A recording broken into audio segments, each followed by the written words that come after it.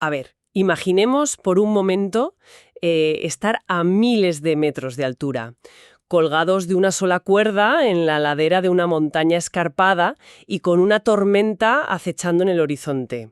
Buf, una situación límite total. Totalmente. O sea, la decisión que se tome en esa fracción de segundo, el nudo que se decida atar, no solo va a determinar si el equipo vive o muere hoy, es que dictará irrevocablemente el futuro de los que vienen detrás. Claro, en la alta montaña la responsabilidad no es un debate de salón, digamos, es supervivencia pura y dura. Exacto. Y hoy nuestro objetivo en este análisis a fondo es coger esa misma urgencia vital y aplicarla a todo el planeta. Que es un punto de partida fundamental, ¿eh? Porque nos obliga un poco a salir de la zona de confort. Ya, desde luego. Porque normalmente la ética o la responsabilidad se entienden como un contrato muy lineal, en plan, si se rompe un cristal, pues se paga. Pero el marco que vamos a explorar hoy destroza esa visión tan cómoda. Madre mía, la destroza por completo. Sí, nos lanza a un escenario donde hay que responder por catástrofes que aún no han ocurrido, ante individuos que ni siquiera han respirado por primera vez. Fíjate qué fuerte suena eso.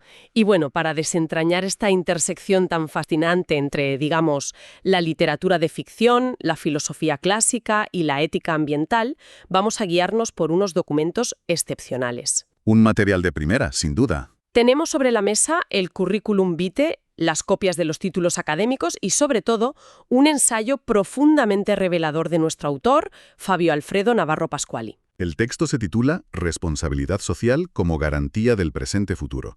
Y a ver, el material es denso. Un poco denso, sí. Sí, pero arroja una luz que resulta, indispensable para entender los dilemas tecnológicos y ecológicos a los que nos enfrentamos actualmente. Así es.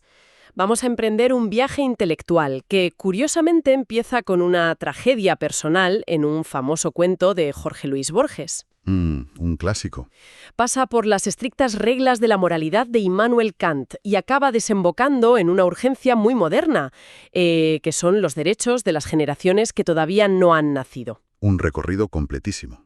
Pero a ver, antes de sumergirnos en la filosofía pura, creo que hay que entender a la persona detrás de las ideas, porque el perfil del autor contextualiza todo el ensayo. Totalmente de acuerdo. Porque claro, mirando el currículum de Navarro Pasquali, queda clarísimo que estamos ante un especial polímata contemporáneo.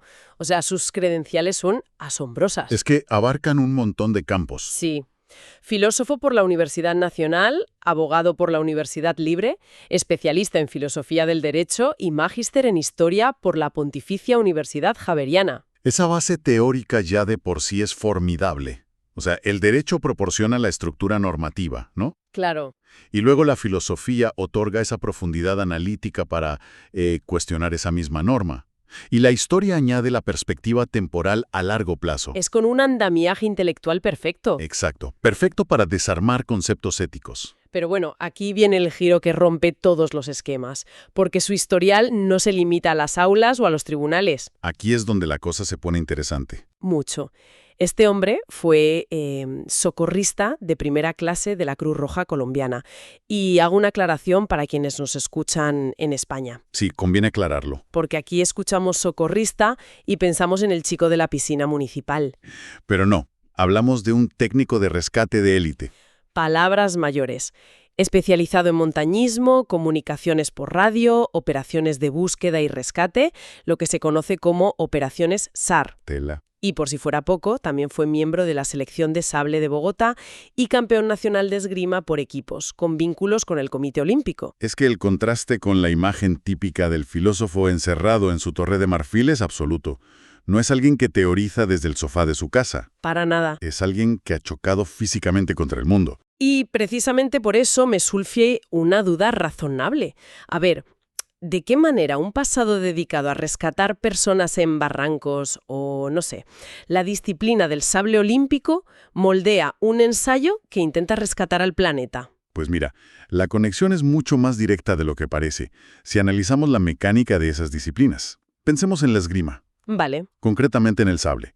Es un deporte de una rapidez brutal. O sea, un tirador no solo reacciona al presente, tiene que anticipar y visualizar las líneas temporales de su oponente en fracciones de segundo. O sea, un paso en falso altera todo el futuro. Exacto. Altera esa serie infinita de posibilidades.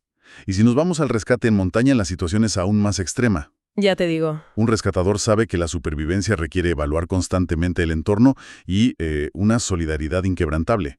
Un mosquetón mal asegurado hoy es una caída fatal mañana, claro. Es causa y efecto puro.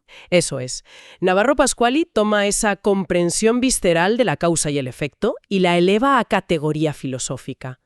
No nos presenta una ética contemplativa, sino una ética de supervivencia planetaria. Pues, visto así, la decisión del autor de arrancar su ensayo con literatura cobra todo el sentido del mundo. Totalmente. Porque no empieza citando códigos legales aburridos, sino que recurre a Jorge Luis Borges. Específicamente a su cuento El Aleph. Es una puerta de entrada inmejorable, la verdad, para abordar los conceptos de espacio, tiempo y mutación que fundamentan el resto de su argumento. Sí.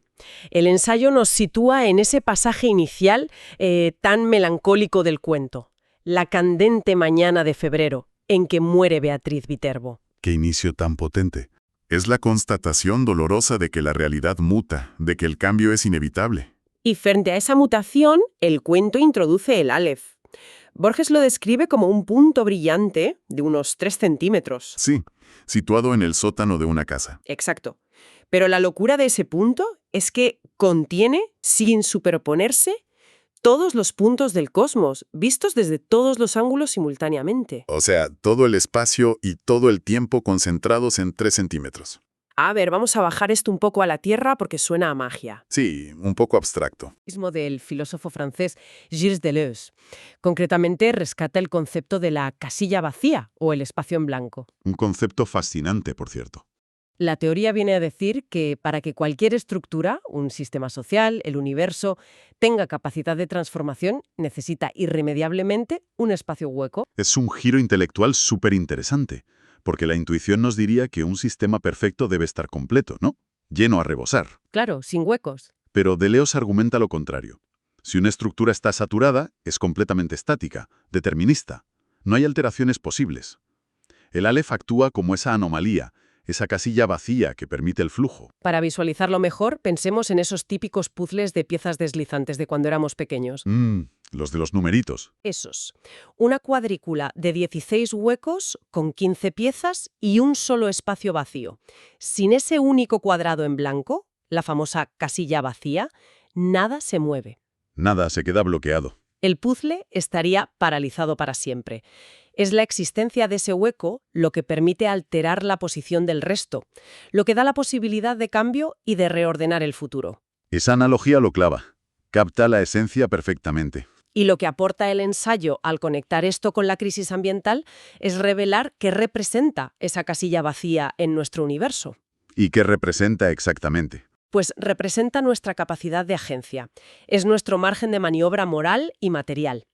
En un cosmos regido por leyes físicas implacables, ese espacio en blanco es el lugar donde podemos intervenir para modificar el rumbo. Antes de que el daño ecológico sea irreversible, claro. Pero bueno, reconocer que tenemos esa agencia abre un debate enorme. O sea, ¿bajo qué reglas decidimos mover esas piezas? Ahí es donde entra la ética dura. Y ahí es donde el ensayo da un paso hacia la moralidad clásica y se topa con Immanuel Kant. Es que el imperativo categórico de Kant es el cimiento de la ética occidental. Era parada obligatoria. Claro, la formulación de Kant dice que uno debe obrar de tal modo que la máxima de su acción pueda convertirse en una ley universal. O sea, si yo decido mentir para sacar un beneficio... Tienes que aceptar que la mentira se convierta en ley universal. Eso es.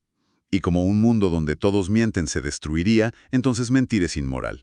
Es una lógica de razón pura, impecable. Impecable, sí. Lo es.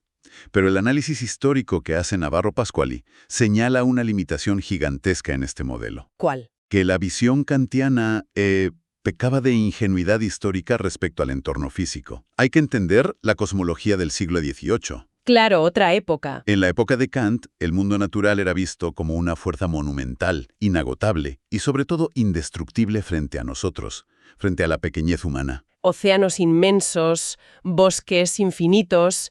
La idea de que los humanos pudiéramos alterar la atmósfera o causar extinciones masivas habría sonado a locura. A ciencia ficción total. Por eso, la ética de Kant es casi puramente antropocéntrica.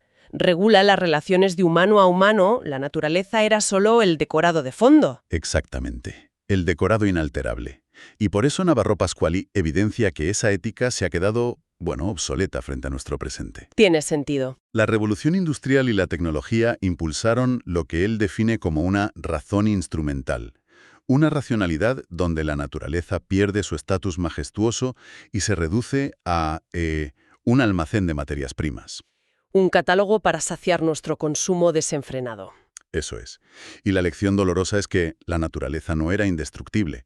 Es un sistema biológico muy frágil. Y cuando las reglas del juego cambian tan radicalmente, pues necesitas un nuevo manual de instrucciones. Y tanto. Y aquí es donde se pone realmente interesante, porque ante este vacío, el ensayo introduce a Hans Jonas, un filósofo que formula un imperativo ético nuevo diseñado para la era tecnológica. ¿Y qué dice ese nuevo mandato? Dice así: actúa de tal modo que los efectos de tu acción sean compatibles con la permanencia de una vida humana auténtica. Fíjate en el salto monumental que hay ahí. Kant se preocupaba por la pureza de la intención en el presente. Jonas cambia el foco hacia los efectos a largo plazo. Para poner un ejemplo súper claro de por qué necesitamos a Jonas, pensemos en los residuos nucleares o en los plásticos. Buen ejemplo. Si aplicamos la ética del siglo XVIII, gestionar un residuo de forma barata hoy parece racional para la economía actual. Claro, beneficia a los humanos de hoy. Pero es que un residuo radiactivo va a seguir siendo letal durante 100.000 años. Estamos tomando decisiones que duran una legislatura de 4 años, pero con consecuencias que superan la historia de la civilización. Hemos pasado de una ética de cómo ser buenas personas en sociedad a una ética biológica de cómo no extinguirnos. Literalmente. Es una reestructuración de nuestro lugar en el mundo. El ensayo recalca que debemos abandonar la arrogancia de creernos los amos y señores del planeta. Somos una especie más en una red biológica delicadísima. Sí, pero con una asimetría radical. O sea, somos la única especie capaz de aniquilar esa red. Y ese poder es lo que genera esa responsabilidad solidaria obligatoria de la que habla el texto. Una simetría brutal, sí. El océano no tiene obligación moral de no inundarnos, pero nosotros sí tenemos la obligación de no alterar el clima que provoca esa inundación. Exacto.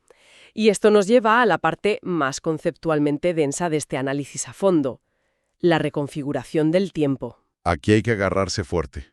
Navarro Pascuali nos desafía a dejar de pensar en el tiempo como una línea recta. Es que acostumbramos a entender el tiempo en cajones separados, ¿verdad? El pasado ya cerró, el presente es donde actuamos y el futuro ya llegará. Ya llegará, sí. Pero bajo la responsabilidad planetaria, el ensayo dice que esos tres estados confluyen y se condensan en un solo instante cada vez que tomamos una decisión. Da un ejemplo en el texto que es buenísimo: talar un bosque. Muy visual. Cuando alguien enciende una motosierra en el presente, esa acción no ocurre en el vacío. La herramienta nace de un pensamiento pasado, de un modelo económico de hace siglos. Claro, arrastra todo ese historial. Y a la vez, en el instante exacto en que la hoja corta el tronco, se está condenando fatalmente el clima del futuro. El pasado, el presente y el futuro colapsan en ese momento. El tiempo entero está en la motosierra. Es una imagen súper potente. Pero a nivel jurídico y lógico, esto plantea un rompecabezas tela de complicado. Ello habla de tener responsabilidad ante los que aún no han nacido. Claro. ¿Cómo podemos otorgar derechos a alguien que ni siquiera existe? Cualquier contrato requiere que ambas partes estén presentes para ser válido. Es la gran paradoja de la bioética contemporánea. Y para resolverla, el texto trae a José Eduardo de Siqueira. Siqueira plantea que la supervivencia de la especie trasciende al individuo. Vale. La responsabilidad que alguien tiene consigo mismo no puede separarse de la responsabilidad hacia el hábitat que lo sostiene.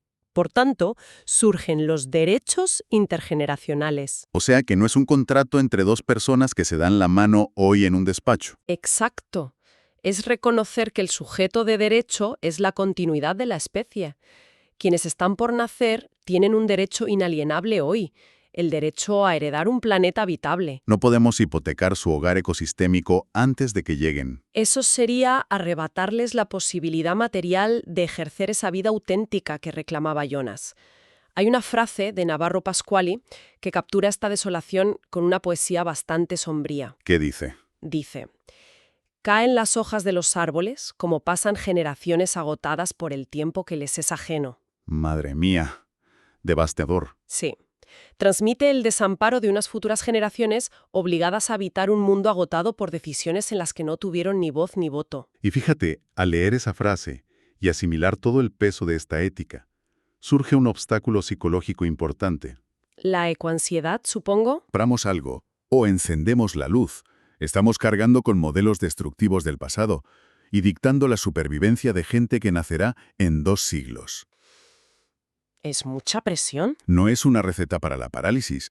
Si la responsabilidad es tan inabarcable, la mente humana se bloquea. ¿O mira hacia otro lado directamente? Sí, es un riesgo natural. Pero el análisis de Jonas y Navarro Pasquali revela que el propósito no es aplastarnos bajo el peso de la culpa. El objetivo es iluminar el camino hacia decisiones más maduras. ¿Iluminar como poniendo nuevos límites de velocidad? ¿No? Efectivamente, la solidaridad aquí planteada trasciende el presente, pero no sugiere volver a las cavernas. Claro, no se trata de apagar todo. Lo que señala es la desconexión peligrosa entre el avance tecnológico y un principio regulador de humanidad. Pide prudencia. Diseñar sociedades ecosostenibles entendiendo que nuestras acciones resuenan en el futuro. Volviendo a la metáfora, utilizar esa casilla vacía de nuestra agencia para mover las piezas en una dirección que garantice que la vida siga siendo posible. Pues ha sido un recorrido intelectual impresionante. Empezamos con el perfil de un hombre curtido en los rescates de alta montaña y la esgrima olímpica. Y vimos cómo esa visión vital se traduce en una exigencia por rescatar la habitabilidad del planeta. Navegamos por el Aleph de Borges, viendo cómo en un punto se condensa el espacio y el tiempo. Y diseccionamos cómo el imperativo de Kant ha tenido que ser relevado por la ética de supervivencia biológica de Jonas. Todo para entender nuestra deuda ineludible con los que aún no han pisado la Tierra. Agradecemos enormemente a quienes nos prestan su atención para explorar estos profundos dilemas. En esta época de cortoplacismo puro, detenerse a pensar en cómo nuestras decisiones moldean la herencia del mundo es un acto de responsabilidad ciudadana insoslayable. Para cerrar, invitamos a la audiencia a reflexionar sobre esto. Si nuestro momento histórico es nuestro propio Aleph colectivo, donde colisionan los fracasos del pasado y se dibuja el futuro, y sabiendo el ritmo al que consumimos el mundo natural, cabe preguntarse, ¿qué tipo de casilla vacía estamos dejando realmente para las próximas generaciones? Gran pregunta. ¿Les cedemos un universo con espacio para moverse, reparar daños y soñar con nuevas estructuras? ¿O, por falta de empatía intergeneracional, les entregamos un puzzle asfixiante y sin salida posible?